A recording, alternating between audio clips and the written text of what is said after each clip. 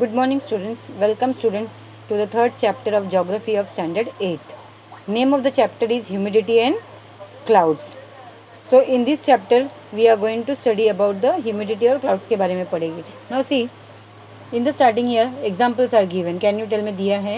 So, examples. First picture you can see desert region का है. दूसरा मुंबई का दिया है. Third कश्मीर वैलीज का दिया है. So, it is related with the condition वहाँ पर क्लाइमेट कैसा है करके.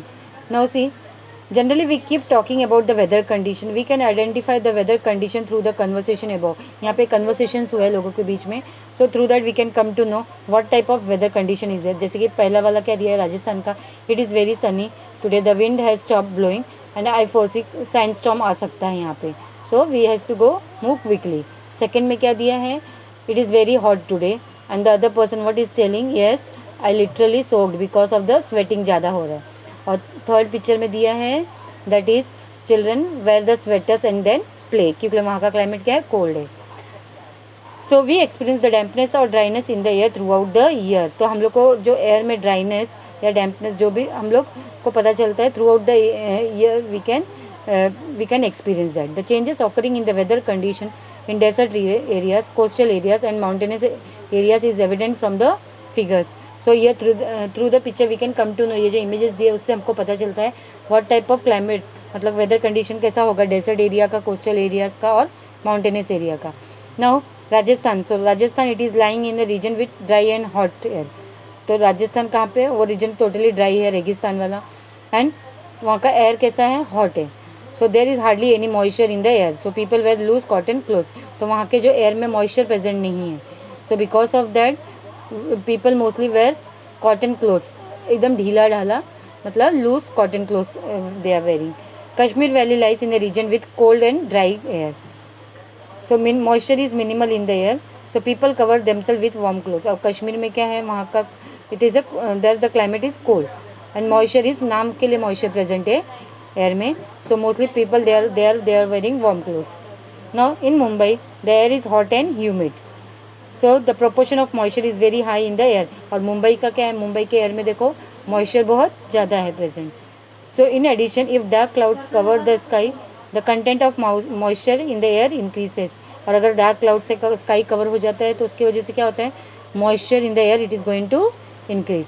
सो from the about discussions the words hot, moist, cool etcetera show the condition of the air. So यहाँ पे जो वर्ड्स यूज़ किए गए, hot, moist, cool, so through that we can come to know मतलब what is the condition of the air. So they relate to the content of the moisture, means how much moisture is present in the air. Moisture in the air is invisible, we can't see that, but it is the major component of the air which is taken into consideration while discussing the weather of any place. So whenever we are discussing about the what is the weather condition of a particular place, so at that time what is considered, moisture कितना है air में, that factor component is important. So for precipitation to occur in any place, presence of moisture in the air is very important. Precipitation जैसे कि rainfall वगैरह हो गया, अगर वो भी कहीं पे हो रहा है, so there also moisture कितना present है एयर में, that is important. Next यहाँ पे evaporation. Now evaporation is the process of converting water into steam or water vapor. So evaporation कौन सा process है, यहाँ पे water किस में convert हो जाता है, water vapor में. So here the process of evaporation is dependent on the dryness, temperature and the speed of the wind. So ये जो process है evaporation का किसके ऊपर डिपेंड करता है, ड्राइनेस, एयर कितना ड्राई है, टेम्परेचर कितना है, and what is the speed of the wind. If the air is dry and hot, the rate of the evaporation increases. अगर एयर ड्राई और हॉट है तो evaporation इंक्रीज होता है. and the process of evaporation also continues even in dry and cold weather. और अगर climate कैसा है, एयर ड्राई है, कोल्ड है, तो then also the evaporation will be continuing. On the other hand, evaporation occurs very slowly in moist air. और अगर air में मॉइस्चर ज़्यादा है तो वहाँ पे evaporation क्या होगा, it is going to occur very slowly. If the velocity and temperature of the air is high, velocity that is speed, and the temperature of the air is high, then evaporation it is going to occur rapidly, जल्दी जल्दी होगा, fast. And if the wind is blowing slowly and the air is cooler, evaporation occurs slowly. और अगर जो wind blow कर रहा है, if the wind is slow और एयर कूल है, air is cooler, so evaporation it is going to occur slowly. Next is humidity in the air. Now the proportion of water vapour in the air is called as humidity. तो humidity, what do you mean by humidity, The proportion means how much proportion of water vapor that is there in the air, that is called as the humidity. The dryness or dampness of the air depends on the proportion of water vapor. So dryness, air dry कितना है, it is depending on how much proportion of water vapor is present in the air. Air can hold moisture in specific quantity at specific temperature only. So जो air का moisture holding capacity है तो it is fixed, मतलब कुछ specific quantity fix रहता है जितना air hold कर सकता है at specific temperature only.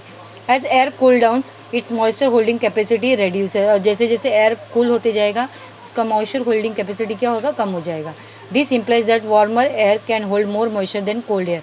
So through that word we can come to know जो वार्मर एयर है it is going to hold more moisture as compare to cold air. Now at a certain temperature the moisture holding capacity of air becomes equal to the proportion of moisture present in it. और एक certain temperature मतलब एक level, जब temperature एक level पे आता है मतलब कुछ that is at that certain level the moisture holding capacity of air it is becoming equal to the proportion of the moisture present in it. So this condition of air is called as that is saturation of air. उसको क्या बोला जाता है, saturation of air. Now here some example is given. See carry out the following activity in a group. तो यहाँ पे दिया है take a colander tray which is deeper in the centre. एक ट्रे लेना है जो सेंटर में डीप है. So take a piece of sponge, एक पीस ऑफ स्पंज लेना है. On the flat part of the tray make holes with the help of the nails. So जो ट्रे है उसके अंदर हमको क्या करना है, होल्स क्लिप बनाना है नेल से. Keep the sponge on the air of the tray colander. तो स्पंज को हमको सेंटर में रखना है. Make sure that there is no water in the sponge. Sponge में वाटर नहीं होना चाहिए. Afterwards we have to pour some water on the sponge with a big spoon. The students in the group should note how many spoons of water have been poured. तो जब हम पानी डाल रहे हैं so you must observe कितना spoon तुम लोग वाटर डाल रहे हो. Keep pouring water with the spoon till the sponge becomes wet and with water. मतलब इतना पानी डालना चाहिए कि स्पंज क्या हो जाना चाहिए, it should become wet with water. Note what happens if you keep pouring water even after that. मतलब स्पंज वेट हो जाएगा उसके बाद भी अगर हम पानी डाल रहे हैं so what is going to happen, you have to observe that. Now what happened to the water which was poured initially? So starting में जब हम पानी डालेंगे तो क्या होता है, ऑब्जर्व करेगा वो. when you are pouring water on the sponge what you expect, तो हम वो the sponge it is going उसके अंदर चला जाएगा ना पानी, वो ऑब्जर्व करेगा. What happened when you poured more water, जो ज़्यादा पानी जब हम डाल देंगे तो क्या होगा, उसमें से बहुत ज़्यादा वाटर हो जाएगा तो ड्रॉप ड्रॉप निकलना स्टार्ट हो जाएगा ना. सो through that word conclusion you can. So here geographical explanation is given of that. Now let's suppose the air is like the piece of sponge. तो हम लोग का exam just we are going to imagine air किसके जैसा है, sponge के जैसा है. So how many spoons of water does the sponge observe. तो हमको ऑब्जर्व करना है कि वहाँ पे स्पंज ने 5 स्पून 6 स्पून कितना वाटर ऑब्जर्व किया है. So after the sponge is full of water drops of water start trickling out. तो जब स्पंज में पूरा पानी भर जाएगा तो क्या हो जाएगा, जो एक्स्ट्रा वाटर है वो ट्रिकल करना नीचे गिरना चालू हो जाएगा. So one can tell the number of spoons of water required to make the water trickle down the sponge by observation. तो ये हम कैसे कर सकते हैं, by doing the observation. मतलब कितना पानी डाला है कि वो वाटर ट्रिकल करना चालू कर दिया, नीचे आना चालू कर दिया. So this implies that the water holding capacity of the sponge is fulfilled. So उससे हमको पता चलेगा कि how much spoon of water we have पर उसके ऊपर pour किया है कि उसका water holding capacity sponge का fulfilled हो गया है. So that it is this makes it saturated. Now similarly when the proportion of moisture in the air exceeds its vapor's holding capacity, precipitation in the form of rain or snow occurs on the earth. So same way जो proportion of moisture जो air में रहता है तो अगर वो ज़्यादा exceed हो जाता है, exceeds its water vapor holding, तो उसके exceed हो जाता है, बढ़ जाता है तो उसका vapor holding capacity क्या होता है, से वेपर होल्डिंग कैपेसिटी से ज़्यादा हो जाता है तो प्रेसिपिटेशन होता है. Rainfall we are getting in the form of rainfall. मतलब प्रेसिपिटेशन कौन से फॉर्म में होता है, रेनफॉल में होता है या स्नो में होता है on the earth. The moisture holding capacity of the air depends on the temperature. तो ये moisture holding capacity of the air किसके ऊपर डिपेंड करता है, टेम्परेचर के ऊपर. Higher the temperature higher is the holding capacity. So temperature अगर higher तो higher will be the holding capacity. We have learned earlier that as we go higher in the sky, the air becomes cooler. So already you have studied that. जितना हम लोग मतलब ऊपर जाएंगे sky में तो air becomes cooler. And so as per this rule we go higher, the vapor holding capacity of the air will decrease. So जैसे जैसे हम higher जाएंगे तो vapor holding capacity जो एयर का है it is going to decrease. So Here the table is shown. So at 15 degrees Celsius, what is told that the capacity of 1 cubic meter air is to hold 12.8 gram of moisture. तो 15 degree Celsius पे air का capacity of 1 cubic metre air का कितना है, 12.8 gram of moisture. So if this amount of vapour is present in the air is said to be saturated. तो अगर इतना amount of vapour what present है air में, so we can tell that the air is saturated. So this humidity in the air is expressed in different ways. Next is absolute humidity. Now the amount of water vapor in 1 cubic meter of air is absolute humidity. तो amount of water vapor जो 1 cubic meter of air में जो present है उसको क्या बोला जाता है, absolute humidity of the air. For example, the absolute humidity of the air near coastal area is higher. Coastal areas में क्या है, एब्सोल्यूट ह्यूमिडिटी हाइयर है than the air that is there in the interior, बीच के part में जो होता है कंट्री की. Absolute humidity is higher in the equatorial areas, और इक्वेटोरियल एरियाज में एब्सोल्यूट ह्यूमिडिटी ज़्यादा होता है. And while it is going to reduce as we move towards the poles. जैसे जैसे हम पोल साइड में जाएंगे तो वहाँ पे ह्यूमिडिटी क्या हो जाएगा, कम होते जाएगा ना. यहाँ पे यूजर ब्रेन पावर में दिया है that is in which season is humidity generally more. Humidity कौन से सीज़न में जनरली ज़्यादा होता है, मानसून में. How does humidity affect the human body. Humidity कैसे हमारे बॉडी को अफेक्ट करता है, स्वेटिंग वगैरह बढ़ जाते हैं ह्यूमिडिटी में. Now observe how humidity affects the food materials in our home. अभी फूड मटेरियल्स को कैसे अफेक्ट करता है, ह्यूमिडिटी अगर ज़्यादा है तो उसकी वजह से क्या होता है, फंगस हो जाते हैं, फ्रूट्स के ऊपर फंगस आ जाते हैं. Now is there any relationship between formation of fungus and humidity, है कि नहीं. हाँ, दोनों के बीच में डायरेक्ट रिलेशनशिप है फंगस और ह्यूमिडिटी, बिकॉज ह्यूमिडिटी किसको सपोर्ट करता है, फंगस को सपोर्ट करता है. So here the distribution of land and water on earth and the seasons are also affect the absolute humidity. So ये डिस्ट्रीब्यूशन जो लैंड कितना है, वाटर अर्थ पे कितना है और seasons, so all this things are also affecting the absolute humidity. Next is relative humidity. Now the amount of water vapor present in the air, it can be expressed as percentage of the amount needed for saturations at the same temperature and the same volume. So it is expressed in percentage. So अभी यहाँ पे relative humidity के बारे में क्या बोला गया है, कितना अमाउंट में वाटर वेपर प्रेजेंट है एयर में, ये कैसे हम लोग एक्सप्रेस करते हैं, as a percentage of the amount needed for saturation at the same temperature पे एंड सेम वॉल्यूम पे. So it is expressed in percentage, जैसे कि relative humidity is equal to absolute humidity upon vapour holding capacity into 100. Now the amount of water vapour changes according to the difference in the temperature. So amount of water vapour कैसे change होता है, according to the difference in the temperature. Similarly relative humidity also changes, तो उसके साथ साथ humidity relative humidity भी change होता है. Generally relative humidity is more on the mornings and nights. So relative humidity morning में ज़्यादा होता है और इवनिंग में, नाइट टाइम में. In the afternoon the temperature increases, so relative humidity it is going on decreasing. ना near coastal areas relative humidity is more. Coastal areas में humidity क्या होता है, ज़्यादा होता है, and so the air is moist. ना in desert areas relative humidity will be less, और डेजर्ट एरियाज में क्या होता है, रिलेटिव ह्यूमिडिटी लेस होता है. नेक्स्ट यहाँ पर C activity it is given, the teacher should make 2 groups of the students in the class. First group should do the following activity under the supervision of the teachers. तो यहाँ पे take water in the pressure cooker में दिया है, take off the whistle of the pressure cooker, उसका whistle ऊपर का निकाल देना है. Now heat the cooker, take a lid with a handle. After the water starts boiling, hold the lid at a distance from where the steam is coming out. तो उसके बाद हमको ढक्कन उसका निकालना है, लिड को निकाल देना है और स्टीम को देखना है. Now observe what happens, you must have observe that water change into water vapour. तो उसमें का जो पानी किस में कन्वर्ट हो गया, वाटर वेपर में, after it was heated. Now this vapour turns into water droplets. So वे वेपर किस में टर्न हो जाते हैं, वाटर ड्रॉपलेट्स में.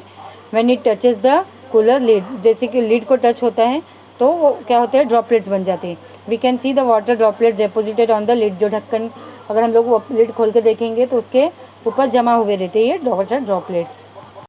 Now here the activity for the other group is, that is the other group they have to take a glass with flat bottom, and in that they have to put some ice cubes. Now keep the glass in the room for 2-3 minutes. What did you see?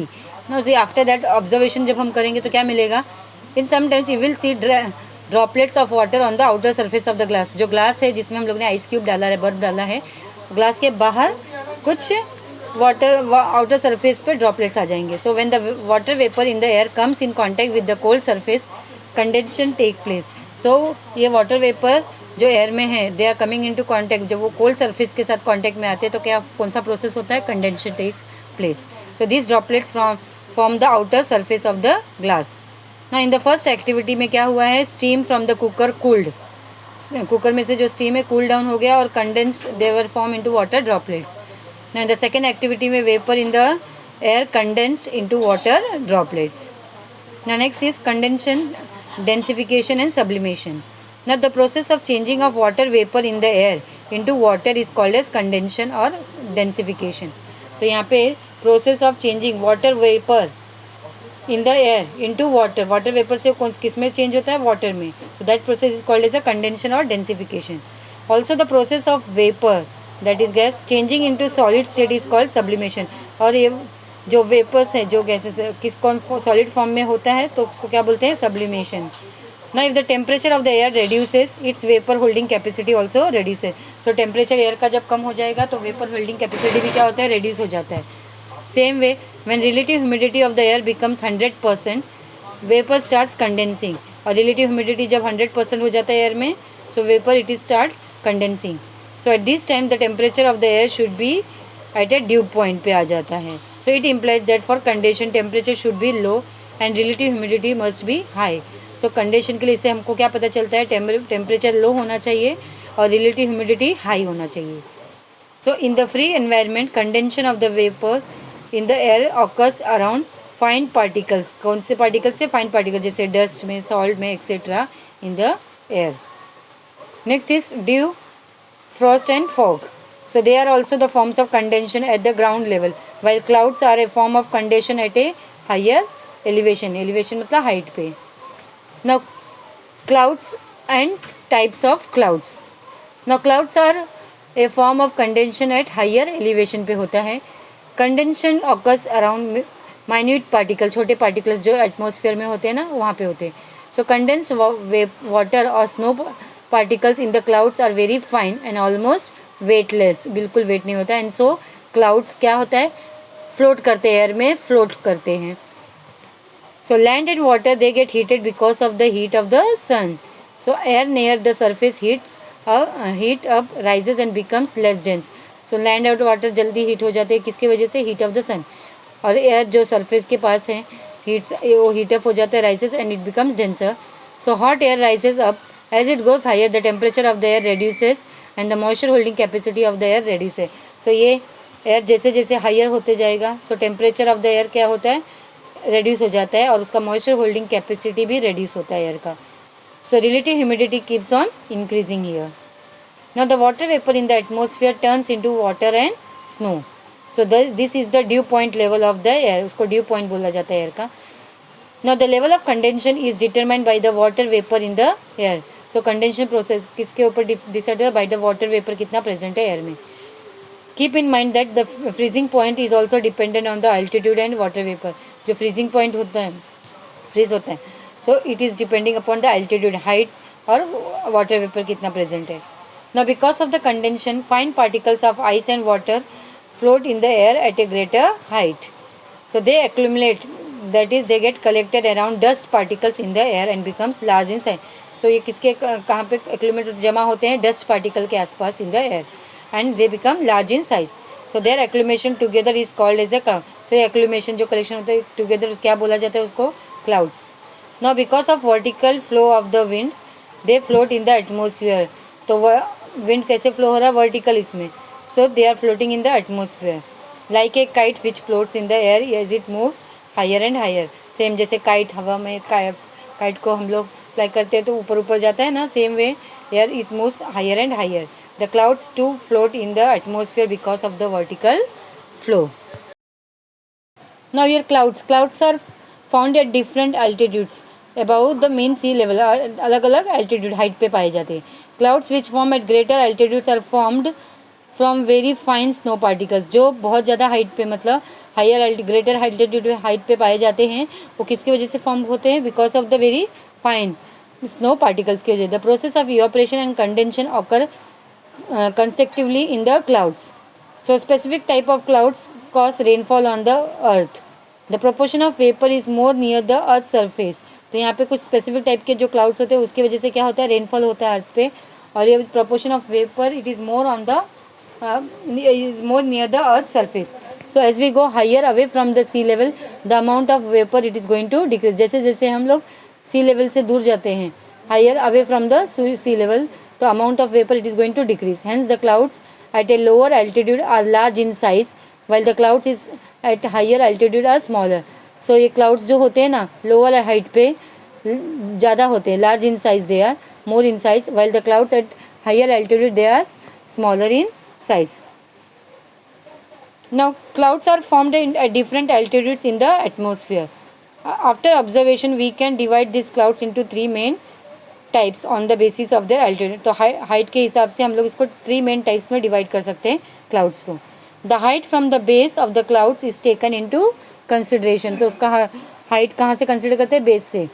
So if the clouds are at an altitude of 7,000 to 14,000 metre then they are considered at very high clouds. तो ये अगर clouds कौन से height पे है, altitude पे 7,000 से लेके 14,000 मीटर तक है, so they can be consider as high clouds. If they are at an altitude of around 2,000 से लेके 7,000 मीटर तक है, so they will be considered as medium clouds. And if they are at a altitude height of less than 2,000 meter, then these clouds are called as low clouds. Next is high clouds. Now these clouds are mainly made up of ice particles. So high clouds किसके बने होते हैं, ice particles के. So they can be classified into that is the cirrocumulus and cirrostratus. Now the cirrus clouds are mainly विस्पी होते हैं ये. And cirro cumulus clouds look like groups of small waves के जैसे दिखते हैं हम लोग. And cirrostratus are like a bedsheet जैसे दिखते हैं विथ, इसमें क्या आते हैं, रिंकल्स आते रहते हैं. Now they generally have a halo around them. Next is medium clouds. Now this include alto cumulus and altostratus. Alto cumulus are in the form of layers and have a wave like structure. So alto cumulus clouds कैसे होते हैं, layers जैसे होते हैं, और उसका कैसे दिखते हैं, मतलब वेव जैसे दिखते हैं, वेव लाइक स्ट्रक्चर जैसे फॉर्म होते हैं. They are mostly white in colour and have a grey shade. So उसका कलर कैसा होता है, they are white in colour and have a grey shade. Altostratus are not very thick. Altostratus cloud से they are not very thick. The sun can be seen through them as if seen through a milky glass. तो उसमें से हम लोग सन को देख सकते हैं जैसे कि मिल्की ग्लास से देख रहे हैं. Next is low clouds. Now These consist of 5 types of clouds. That is stratocumulus have layers. Stratocumulus किसका है, उसमें layers होते हैं. Their color is white to earthy. Round clusters of clouds can be here. So यहाँ पे clusters of मतलब round clouds कैसे clusters में group में यहाँ पे दिखते हैं. They can be seen.